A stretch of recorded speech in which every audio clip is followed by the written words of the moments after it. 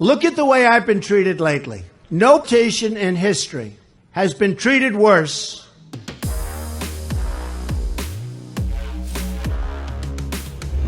What's going on, guys? Logan JYA here with one of my favorite decks, the Adamancipators, the Solid Rocks brother, make their triumphant return to the channel once again. I gotta tell you guys, this truly is one of the greatest combo decks that I have so much fun playing. So before we get into this profile, I wanna ask you all for a quick favor. Go into the comments and leave a hashtag #UnlockTheBlock down there below to let Konami know that they need to legalize Block Dragon so we can play this deck at its full power potential. But let's check out what the deck is able to do right now. We've changed some ratios. We got a few new toys to play with. Stick around for the test hand at the tail end to see what the deck can really do. Without further ado, let's get into it.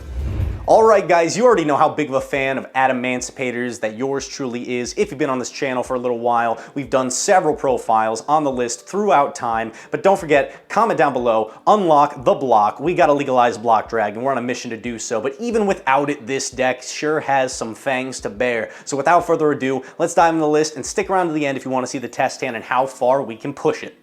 Alright guys, start things off with the monsters. I'll keep it quick for our main guys. We got triple copies of the Researcher, triple copies of Seeker, as well as triple copies of the Analyzer.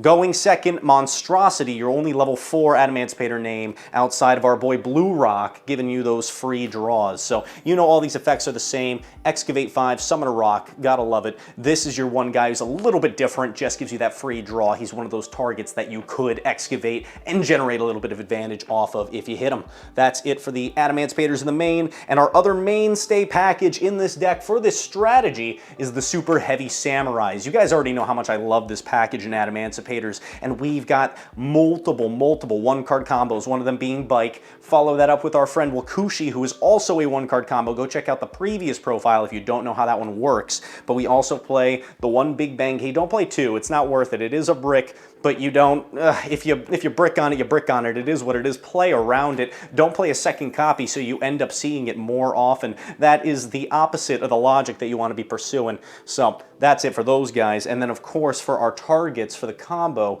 we've got the Soul Gaia Booster and the Mighty Claw. These are two targets that you want to play that you search off of your Big Bang Key to extend into your synchro plays. Very phenomenal stuff. Then we've got our supporting cast of strong rocks. These are our solid rocks. Unlock the block, you already know. Triple copies of the Quackimeru Supplier, free special summon extender, searches out your Quackimeru Guardian, also mighty as well for negating those hand traps. Those are the 3 ofs, but we got some 2 ofs. 2 copies of the mighty Doki Doki. Don't play more than 2, you don't need them. 2 is the perfect number for hitting it. It's not the greatest normal summon starter. It does cost you a card out of hand, and if this gets ashed, it's not gonna feel good. You rather hit it off your Adamancipator names later and use it to extend even further beyond. We also got 2 copies of our friend, the blue guy, the blue level 2 Water Rock. Awesome extension, additional normal summon when you have him in hand and pitch him, and he's really great free summon. A level 2 makes making things like Herald the Arclight all the easier, and that card is an absolute blowout in today's meta. Follow that up with a 1 copy of Tackle Crusaders, the last member of the supporting cast of the rock targets to hit. You know, Book of Mooning's pretty good, bouncing spells and traps, pretty good. Now we've got hand traps. We got a heck of a lot of them, and we're starting things off with the mainstay staple triple copies of the Ash Blossom and Joy Spring. Follow that up with triple copies of the big Nibiru word. Nibiru, very strong, and we combine it with the card that pairs with it the nicest. Triple copies of Effect Veiler, so we can Veiler Nib our opponents. Everybody knows how strong Veiler Nib is as a combo. Why would we choose not to play it? All right, so that's our 9 main decked hand traps on top of our full combo package, but we got 1 card left. If you counted, you were at 39. We cannot forget number 40, Sekka's Light. Beautiful. This is just a fun way to play the deck. If you wanted to play more spells and traps like Adamancipator Signs, Miracle Rupture, Foolish Burial, Triple Tactics Talents, all those wonderful cards, you're more than welcome to do so, but you got to change your design 100%. And I think in the super heavy variant, we're really not trying to play too many spells and traps. This is the one that's appropriate to play, but just don't forget, if you open up Sekka's Light in the super heavy package, you have to start things off with your Wakushi, because after you resolve the Sekka's Light, you won't be able to put in the Pendulum Scale. Don't forget that stuff, guys. Rookie mistakes, don't make them. That's it for the main deck. Let's move on to the extra deck. First things first, don't forget to have your tokens for after you nib your opponent. You want to drop him some cool tokens. I've got, shout out to my boy Mike Stallone, these two beautiful Ojamas to throw down on the opponent's board. Now, for our links, again, links are the least often thing you're going to make in this extra deck because you're really playing a synchro deck when you play Adamancipator. That's what it is. But we do play the one copy of Little Knight. Shout out to my boy Lewis. This is his copy, not mine. Maybe it'll be mine soon. We got the one IP Masquerena to tag out into it. This one is an okay end board piece, which you'll occasionally make because you can make the Little Knight or you can make the Appaloosa for those big negate boards. All right, again, you can end on like 4 to 5 to 6 negates if you end on an Appaloosa. That is true. They're monster effect negates, but it's still strong. Don't sleep on how powerful Appo is, especially when it comes to playing around things. And then you got your access code Talker. This is really in here just as an out to skill drain, if you want me to be 100% honest with you. Now for our X-Seeds, we got some rank 4s we play here. We play Mr. Baguska. I'm also playing the Mighty Abyss Dweller, because there's so many decks that crap's on right now. Tyr, Unchained, Drytron, keep them all in mind. We got Gallant Granite for searching out your rocks, another key combo piece. If you choose to take that line with your super heavy package, you can go Gallant Granite and search off a researcher that way. And then finally, we got the copy of Zeus to round things out. Yes, I opted for Zeus over Typhon in this build. If you disagree, let me know in the comments down below and let me know why I should change it. But the extra deck's super tight here, guys. And the ones that are the stars of our show really are these synchros. So starting things off, we got the one copy of the Herald of the Arclight mandatory, a key end board piece whenever you can make it because it helps you play around droplets and it plays into decks so well. Tier Elements, this is an FTK against them. Also really strong against Unchained. There's plenty of decks that this card is good against. So you want to summon that Arclight. We also play level 6s. We got that Coral Dragon. It's a water, which is great for free extension when you have your level 2 water rock engrave. I never remember his name, guys. He's a cute little turtle. Forgive me, I can't remember his name, but Coral Dragon is one of the easiest ways to bring him back because you need an earth and a water on field. Coral Dragon fulfills that condition quite quickly. Now, another new addition to the deck, we've got the Mighty Manadium Trizukata. This is new out of one of the more recent sets. It's a tuner level 6 synchro that lets you special summon from your grave. It's basically a free extender. The Adamancipator tuners fit the bill for this guy quite well, and you can just summon them back for free. Just things to keep in mind. It's another form of extension. Then we've got the Adamancipator Risen Raptite in the extra deck. This is probably one of your most powerful extra deck monsters. Oh, shout out to Brio for making this beautiful extended art. You're going to be summoning this all the time because it's how you really get your plays going. Then we've got the Dragite. This is your board clearer, your Spell and Trap Negator. It feels so good just to keep negating once per turn for free as long as you have that water monster engraved. We also got the Psyframe Lord Omega. You'll make this pretty often. There's going to be a lot of times where you've already gone through your Axel Synchro. Speaking of, that's our next one. So it's good to have the Omega as another level 8 option that just removes cards out of the opponent's hand and is a low-key kind of way that you can play around Dark Ruler no more.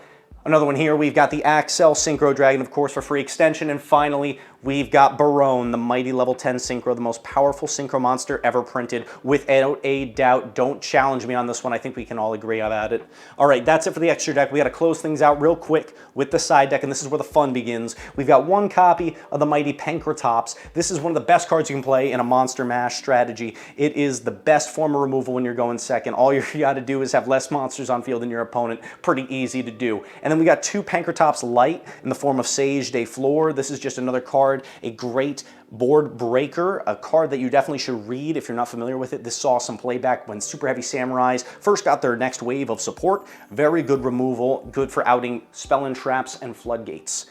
Now we've got more hand traps in the form of triple copies of Droll. Oh my gosh, of course, why would we not be playing this? Dark World exists, Drytron exists. We got to stay ready for those guys. We got triple copies of Gamma Seal for those Towers Turbo decks. Yeah, you know, Pearly still exists, and we can just sack over that monster and blow them out, not even giving them another turn to play. Even if we get hit with a hand trap, we're still usually able to forge forward. Then we've got a small Bestial package in here as well to cut it back a little bit to make room for other things. But we got the Mighty Magnemut and two copies of Druid Swarm to go along with it. And then to round things out, the last card, I mentioned this in the last profile I did, we end things with the Anti-Spell Fragrance. So in games 2 and 3, when we know we're going first, we have an answer to the one card that beats this deck, that being Dark Ruler No More, the only thing that we truly cannot play around. So we side this in, we can take out the Sekka's Light, we usually keep in the Super Heavy package because you just plan to see it beforehand, or you're not going to use it. That kind of is how it is. So they do kind of conflict, obviously, but this answers that one problem. And the idea is you bring this in when it'll hurt your opponent more than it'll hurt you.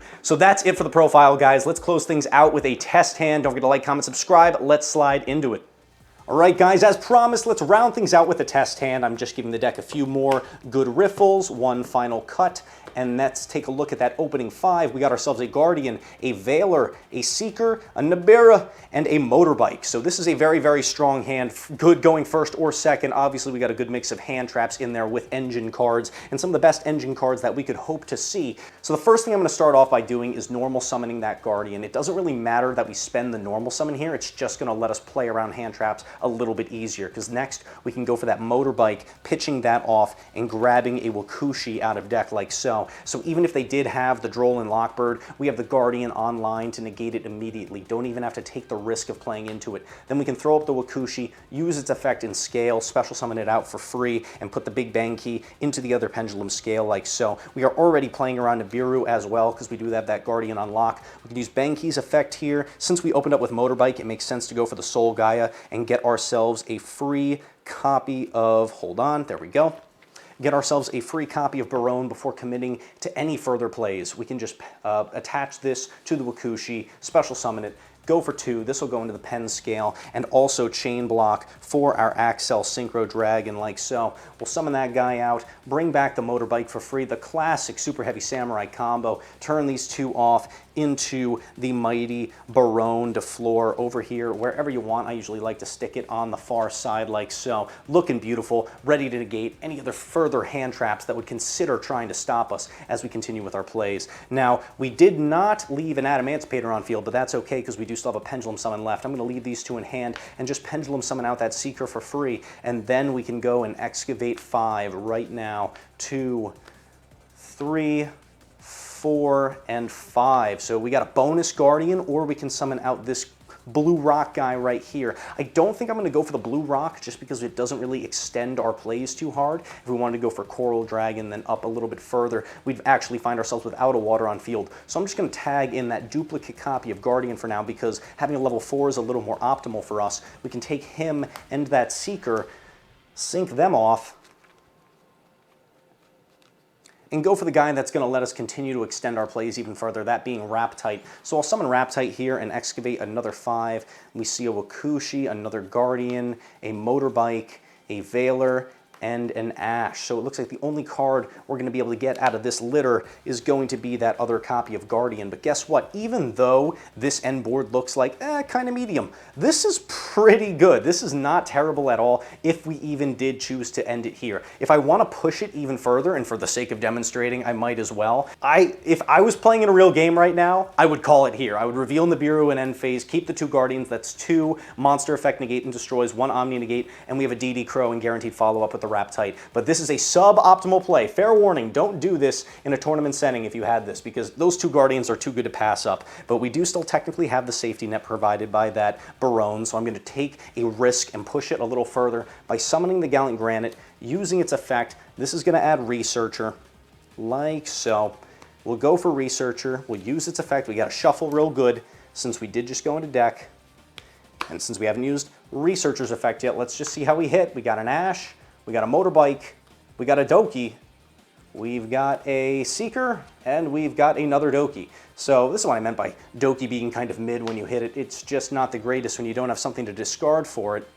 So I just had to double check it. I theoretically could pitch the Nibiru and extend that way. Not gonna do that, I don't think so. So what instead I'm going to do is I'm gonna keep the Gallant on field as a form of follow-up, I guess. If I wanted to, I could also keep the Researcher in defense and then use the Gallant and maybe link it and the Researcher or the Doki off into a Little Knight. But instead, I'm going to choose to go for another strong Omni Negate / Floodgate in the form of Herald of the Arclight. So we've got Barone plus Herald of the Arclight play. The DD Crow effect from Raptite is live, and then we've still got Veiler plus Nib in hand. So both of those end boards being pretty solid. Two different options you could have taken with the hand that we had. So let me know what you think about this, and really I encourage you to play around with it yourself. This deck is truly a great time going first, going second. You're going to realize quickly how fun it can be to play the slots with a deck that ain't tier. All right, that's everything, guys. Logan JYA signing off. Have a great day. I'll see you beautiful people later. Peace.